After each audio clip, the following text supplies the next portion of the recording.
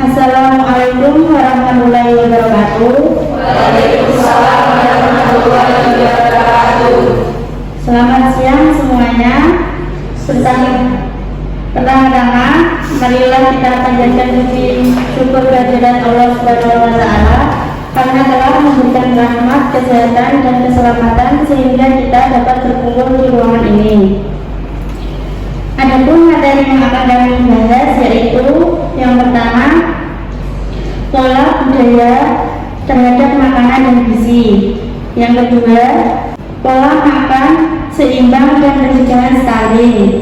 Yang ketiga, pentingnya pola makan hidup sehat dan bersih. Perkenalkan, saya Riza yang bertugas sebagai moderator pada pagi hari ini. Saya akan membimbing jalannya diskusi ini. Adapun anggota kelompok saya, yang pertama Shirley, yang kedua Dimas, yang ketiga Lintang, yang keempat Udin, yang kelima Nila, yang keenam Dila, yang ketujuh Ika.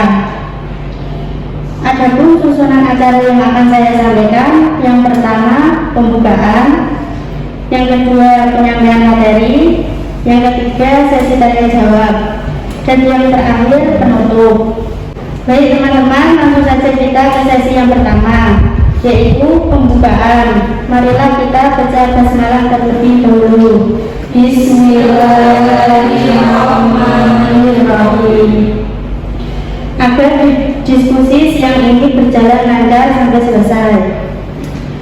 Acara yang kedua, penyampaian materi yang akan disampaikan Saudari Lintang Ayu yang berjudul Pola Budaya Terhadap Makanan dan Gizi. Untuk tempat dan waktu saya persilakan.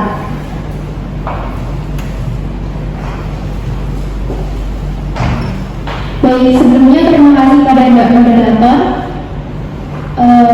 Sebelum itu perkenalkan, nama saya Lintang Ayu Diana Rizky, biasa dipanggil Lintang.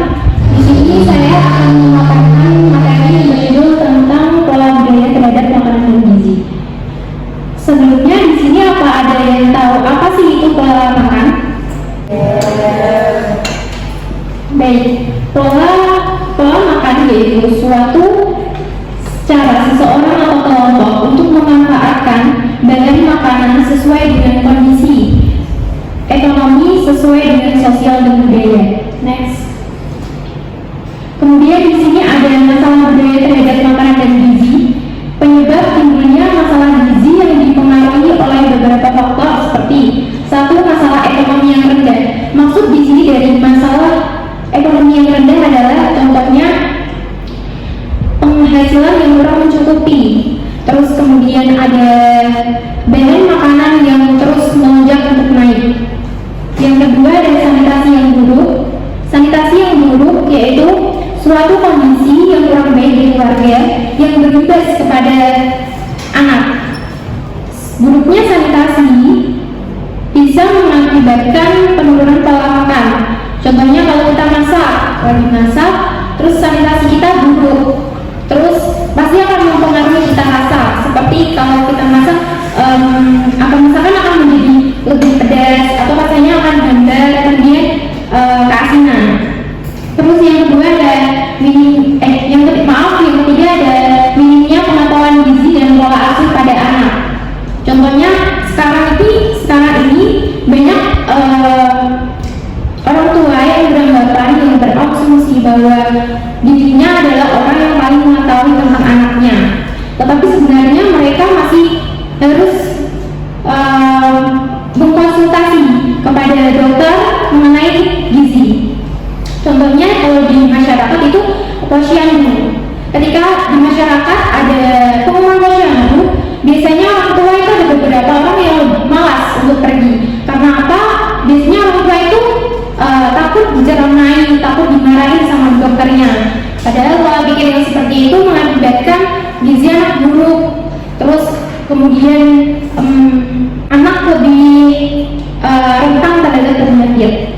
Terus yang keempat ada serta perilaku buruk dalam mengonsumsi makanan di kalangan masyarakat. Contoh contohnya adalah makanan siap saji. Jadi anak kecil sampai dewasa pasti siapa sih yang nggak suka makanan siap saji? Contohnya adalah seperti mie instan. Saya yakin rakyat Indonesia 99,9% menyukai mie instan, apalagi yang ada banyak rasanya. Lanjut, next. Pola makan sangat mempengaruhi pola budaya. Misalnya di Jawa, katanya orang Jawa itu belum makan kalau belum makan nasi. Orang Jawa biasanya hanya mementingkan karbohidrat saja, tapi harus begitu kurang seimbang, karena makanan seimbang adalah memenuhi 4 sehat dengan sempurna. Makanan 4 sehat dengan sempurna yaitu makanan yang mengandung karbohidrat, protein nabati maupun hewani, kemudian ada mineral, ada kalsium, dan juga ada vitamin. Terus kemudian ada solusi masalah budaya terhadap makanan dan gizi. Yang pertama, makan makanan yang lengkap, misalnya makan makanan yang mengandung kalori dan juga bergizi. Terus yang kedua adalah makan sedikit-sedikit tapi sering. Misalnya kalau kita jam 6 sarapan, kemudian jam 8 kita bisa untuk makan makanan ringan dan seterusnya. Terus yang ketiga ada minum minuman yang mengandung kalori. Minum minuman yang mengandung kalori yaitu seperti susu. Next. Pola makan yaitu bukan sesederhana kita memasukkan makanan ke dalam mulut. Terus ada fungsi makanan dengan sosial budaya. Yang pertama, fungsi kenikmatan. Contohnya di negara tropis seperti Indonesia, biasanya orang Indonesia itu makanannya adalah makanan yang berbumbu dibandingkan negara lain, sehingga kita makan juga akan merasa nikmat dan selera. Terus yang kedua ada fungsi religi, yaitu contohnya agama Islam. Contohnya seperti kambing. Kambing adalah identik dengan akikahan anak dan juga hewan kurban. Terus yang ketiga adalah fungsi komunikasi. Contohnya ketika kita makan bersama bareng keluarga. Terus yang keempat adalah fungsi ekonomi, yaitu contohnya makanan junk food. Itu biasanya orang beranggapan bahwa orang yang makan makanan junk food biasanya orang yang ekonominya naik atas daripada orang yang ekonominya turun bawah. Tapi sebenarnya tidak seperti itu.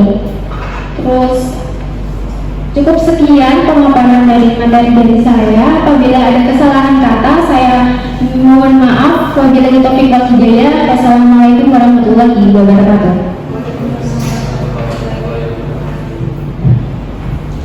Terima kasih Mbak Intan atas pemaparan materinya. Baik, selanjutnya yaitu materi yang kedua yang akan disampaikan Saudari Sinta Novia yang berjudul Pola Makanan Seimbang dan Pencegahan Stunting. Untuk tempat dan waktu saya persilahkan.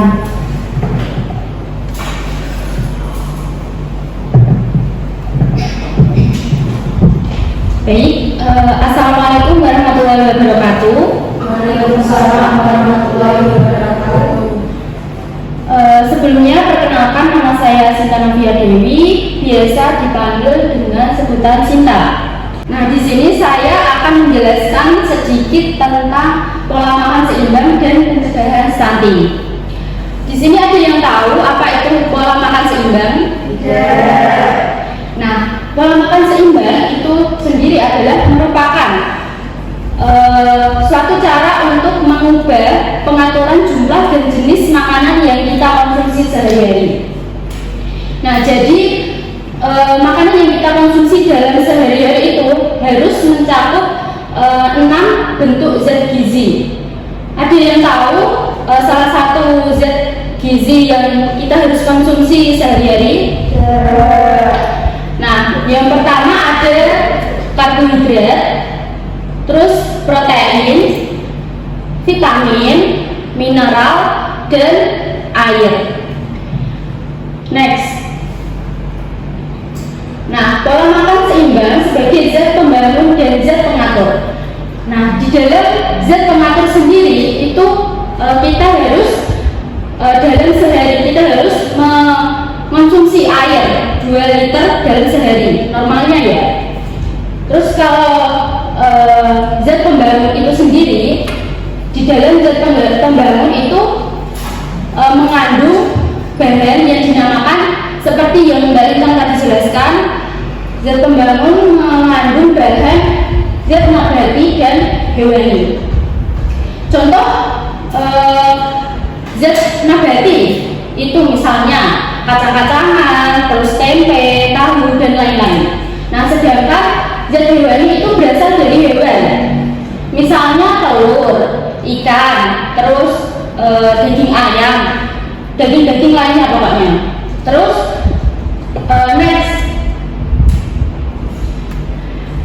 Nah, kita menjaga pola makan seimbang itu sangat penting bagi kita semua, karena jika pola makan kita seimbang nanti sangat berpengaruh dalam perkembangan kualitas dan peningkatan kecerdasan pada seseorang. Nah, di sini ada 3 hal yang harus diperhatikan dalam pencegahan stunting. Apa itu stunting? Nah, stunting itu sendiri adalah gangguan pertumbuhan pada anak. Jadi di sini ada 3 hal yang harus diperhatikan dalam pencegahan stunting. Nah, yang pertama ada pola makan sehat yang seperti yang saya jelaskan tadi. Yang kedua ada pola asuh. Nah, pola asuh sendiri itu juga sangat berpengaruh terhadap adanya stunting. Nah, pola asuh yang kurang baik itu sendiri dalam praktek pemberian makanan dan minuman pada bayi serta balita. Kita bisa mulai dari apa? Kita bisa mulai dari pemberian edukasi dan pengarahan tentang kesehatan reproduksi dan status gizi, sehingga para calon ibu atau ibu-ibu sekalian bisa memahami betapa pentingnya pemenuhan gizi saat hamil dan stimulasi pada janin. Next. Nah,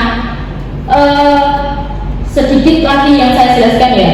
Pola asuh dan status gizi itu sangat dipengaruhi oleh pemahaman orang tua.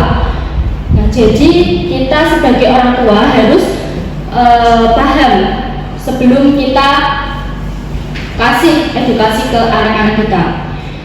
Terus untuk mengubah ke peningkatan kesehatan yang lebih baik lagi. Baik, terima kasih. Sekian dari saya. Mohon maaf jika ada kesalahan, saya mohon maaf. Assalamualaikum warahmatullahi wabarakatuh.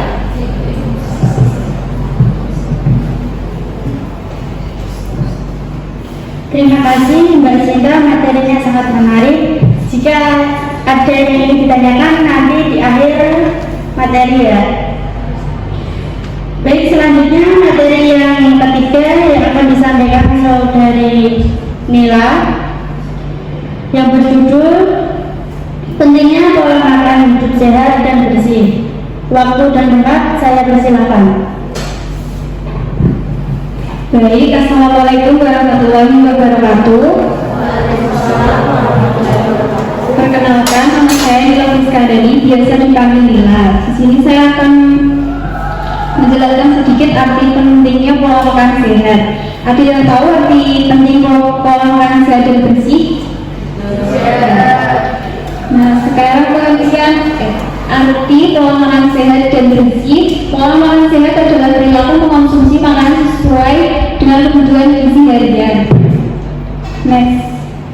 Terus ada bagaimana pola hidup bersih dan sehat, yaitu ada mencuci tangan dengan sabun dan air mengalir, menggunakan toilet untuk buang air besar maupun kecil, dan menjaga kebersihannya, menggunakan air bersih, mengkonsumsi makanan sehat dan bersih, termasuk sayur dan buah-buahan. Selanjutnya, tips menerapkan pola makanan sehat. 1. Yaitu ada tidak melewatkan sarapan. 2. Makanan-makanan tinggi serat. 3. Bijak makanan di restoran. Yang keempat, jangan makan berlebihan. 5. Perbanyak konsumsi buah dan sayuran. Yang keenam, baik minum air putih. Sekian, terima kasih. Wassalamualaikum warahmatullahi wabarakatuh. Waalaikumsalam warahmatullahi wabarakatuh.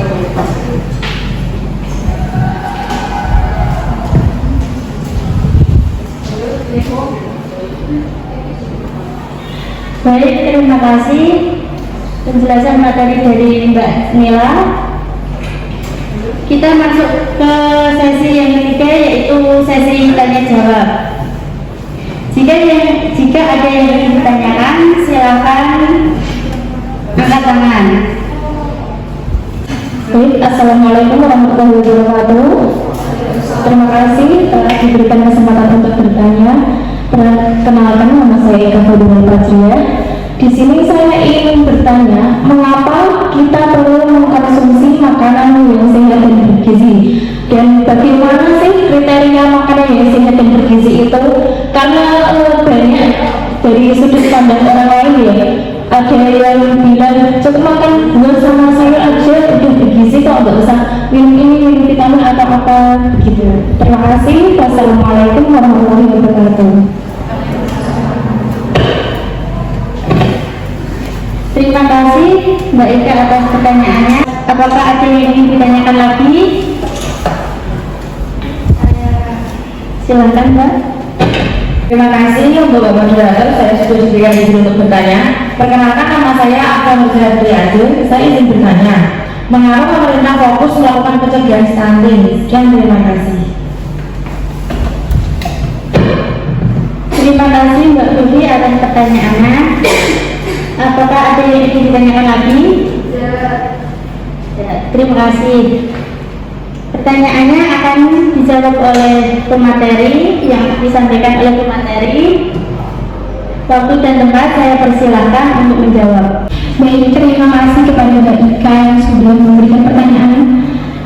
Saya ulangi kembali, jadi pertanyaannya kan mengapa kita perlu makan sehat dan bergizi, dan juga apakah cukup dengan mengonsumsi buah-buahan saja itu bisa dikatakan makanan yang seimbang bergizi. Makanan-makanan yang bergizi itu banyak manfaatnya, seperti meningkatkan kekebalan tubuh, terus yang kemudian ada memperkuat tulang dan juga otot, terus kemudian lancar pencernaan. Terus tadi kan dengan mengonsumsi buah-buahan saja itu menurut saya kurang cukup, karena belum memenuhi 4 sifat dan 5 sempurna. Tadi kan dijelaskan sama rekan saya Mbak Sinta, tadi makanan 4 sehat dan 5 sempurna adalah makanan yang mengandung karbohidrat, protein, yang mengandung nabati, kemudian ada mineral, kalsium, dan juga vitamin. Begitu, apakah dapat diterima? Terima kasih. Baik, terima kasih jawabannya dari Mbak Ika. Apakah sudah jelas Mbak Ika? Terima kasih. Baik, selanjutnya pertanyaan yang kedua yang akan dijawab oleh pemateri, yaitu Mbak Sinta. Waktu dan tempat saya persilakan. Tadi pertanyaan Mbak Vivi bagus sekali.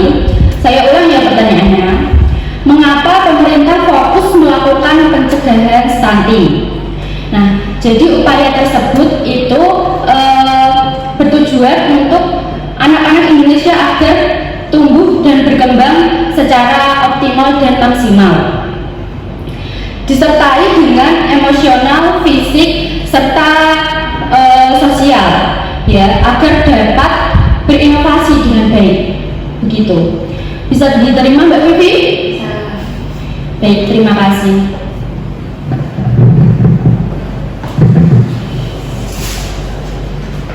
Baik, terima kasih Mbak Sinta.